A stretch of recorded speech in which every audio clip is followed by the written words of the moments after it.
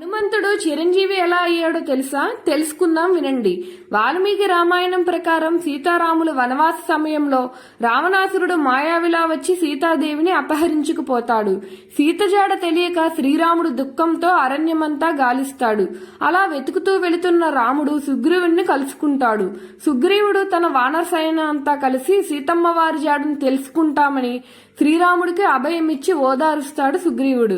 ఇచ్చిన మాట ప్రకారం సుగ్రీవుడు తన సైన్యాన్ని నలుదిక్కులా పంపిస్తాడు. సుగ్రీవుడు సైన్యంలో అందరికంటే మహాబలశాలి అయిన హనుమ దక్షిణ దిక్కుకు వెళ్తాడు.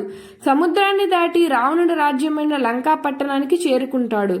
లంకలో అశోకవనంలో శోకంతో ఉన్న సీతమ్మ తల్లిని చూసిన హనుమ తాను శ్రీరాముని దూతనని, రాముని ఆజ్ఞ మేరకు సీతాన్వేషణకు వచ్చానని చెప్తాడు. సీతమ్మకు నమ్మకం కలిగించడానికి శ్రీరాముని ఇచ్చిన ఉంగరాన్ని చూపిస్తాడు. హనుమ ఇచ్చిన ఆనవాళ్లను చూసిన సీతాదేవి హనుమ శ్రీరాముని బంటి అని నమ్ముతుంది. హనుమంతుని హృదయంలో రాముని పట్ల ఉన్న అపారమైన ప్రేమకు భక్తికి ముగ్ధురాలైన సీతాదేవి హనుమంతుణ్ణి చిరంజీవిగా, మరణం లేని వ్యక్తిగా దీవించి ఆశీర్వదిస్తుంది. ఇలాంటి కంటెంట్ కోసం మన ఛానల్ని సబ్స్క్రైబ్ చేసుకొని లైక్ చేయండి. Thank you for watching.